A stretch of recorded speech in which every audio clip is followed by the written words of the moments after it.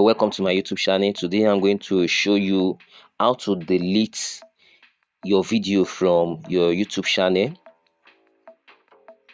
In this video, now you open your videos. That's when you open your YouTube app.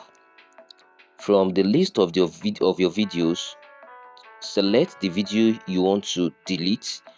Now let's say I want to delete the first video I'm having here. This side, you see three dots here. You tap on it, then you see the option to delete. Down here you tap on delete. It shows to delete this video.